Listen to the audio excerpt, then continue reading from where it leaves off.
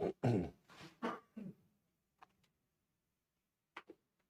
right, Shabbosai, good morning. Let us begin. So I just really want to spend a few moments this morning before we get to the daf, just to close out Os Pei in Tzidkas HaTzaddik. So really the profundity of this particular Os has been the way in which the Rebbe has really taught us how to deal and how to contend with a number of difficult and challenging midos. So specifically, again, we saw in the beginning of the Sif how to deal with Kas. We spoke about Taiva, and now again at the end of the Os, we focus on page Kuf Tzadik Dalid, V'tikun L'Kavod. Amazing. What happens if a person struggles with kavod? With honor. They're both saying, now, interestingly enough, the way Reb Tzaddik understands, or the way Reb Tzaddik is framing this, if you take a look in the Be'urei Chasidus, he writes over here on the right-hand column, Kuf Tzadik Dalid, V'tikun l'mi shenichshal b'tavos hakavod. So the remedy for one who has stumbled with a desire for honor, kigon shetafas es siraraso shel chavero. So it's interesting because the way Reb Tzaddik is framing this is a situation or is a case where one has stolen or one has taken the honor due to his friend. So it's interesting that the way that Reb Tzaddik frames it that way. Let's kind of zoom out a little bit and just focus on the idea that sometimes we desire kavod, right? People are people, and often, again, the desire for kavod, the desire for recognition, the desire for honor often causes us to make terrible mistakes. So what does a person do if ultimately, again, they require kavod, right? I have a taiva for kavod, a desire for kavod. So the Rebbe says, what do? Shinui Hashem. Change your name. Okay, so the Rebbe says, again, in Berech Hasidus, Shinui Hashem, Sheyeshana es shmo kimo sheivar. You should change your name, as we will discuss. He says, V'zeh hatam. Now, interesting enough, he says, what, change your name, what does that mean? So look what the Rebbe writes. He says, V'zeh hatam, sheshinui Hashem moya lechola, lifal ibura avuro refuah. So in other words, when we speak about name changes, it's interestingly enough, the paradigmatic example of a name change is when a person is ill. Person is ill, we'll change a name, we'll add a name. Lefi she'im nigzar alav sheyamos bechalyo, kevan shenishtan shmo, ein hu osa adam shenigzar alav. We'll say, what's the idea of a name change when it comes to a person who's ill? Because we say as follows: if chas v'shalom there's a gzera, there's a decree upon this particular person, upon a particular person that he should die, chas v'shalom as a result of his illness. By changing the name, the person becomes someone different, right? By changing the name, now panim chadosh bolaka, new individual, and therefore any previous gezerah, any previous decree does not apply or does not devolve upon that individual. V'chein be'inyan hakavod. So Rabbi says, listen to this.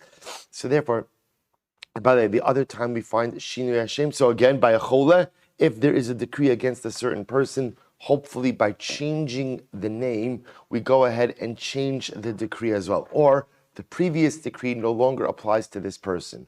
Where else do we find Shinui Hashem? Is the Rambam in Hilchos Tshuva, right? The Rambam says in the second chapter of Hilchos Tshuva, that I think he quotes it over here also in the, it's in footnote Shin Samich Vav. Re'ei Rambam Tshuva, bless you. Parak Beis Halacha Dalid, bless you. Second chapter, fourth halacha. Nidarche Tshuva lios hashav mishane shmo. One of the things that a person does in the process of tshuva is a person changes their name. Kilomar ani acher ve'eni osa ish sha'asa osan hamaasim. When it comes to tshuva, I change my name because what do I say? I'm a different person. I am not the same person who has committed these particular deeds. Interestingly enough, two examples of name changes, one in a case where a person is ill, and one in a case where a person is doing tshuva. In both cases, the theme is the same. A person is chas v'shalom ill, that means there's a gzera, there's a decree against that person. By going in and changing the name, we say, okay, the decree, the gzera shouldn't apply to this person anymore. Tshuva, I did something, I now want to become someone different, I change my name. So of course, the name change represents a change of identity. I will say, so I think what Reb Tzaddik is telling us is something absolutely amazing. When does a person run after kavod? right? When does a person run after, let's be honest, we're amongst friends, right? When does a person run after kavod? The truth is, when a person is terribly insecure and a person doesn't feel good about who and what they are. You see, if I'm well adjusted and I'm really happy with me, first of all, in general, number one, I don't need others to agree with me, which is an incredibly important yesod. People who try to foist their opinion upon others often are insecure. And if I'm insecure, I need others to build me up. I'm not comfortable in my own skin. I'm not comfortable with who I am. So I need others' approval. I need others' kavod in order to be safe and secure in who I am. So the Rebbe says something amazing. Person struggles with kavod. Person struggles ultimately again with the type of the desire for kavod. What do you have to do? Change your name. Readjust your identity. Figure out who you are and figure out how to be comfortable within your own persona. Now, sometimes that means I have to become someone different, because at the end of the day, sometimes the reason why I'm insecure is because I know deep down there are profound personality flaws. Deep down there are things which are really significantly broken. So sometimes it's just really the person who I am is not the person I need to be. There are times when I need to affect some dramatic changes in my life in order to be a productive and in order to be a happy human being. But the Rebbe says the desire for kavod comes from insecurity. The desire for kavod comes from a knowledge that I am not content with who I am. So instead of spending my life running after the kavod, says the Rebbe, Shinoi Hashem. Make the adjustments, make the tweaks to your own identity.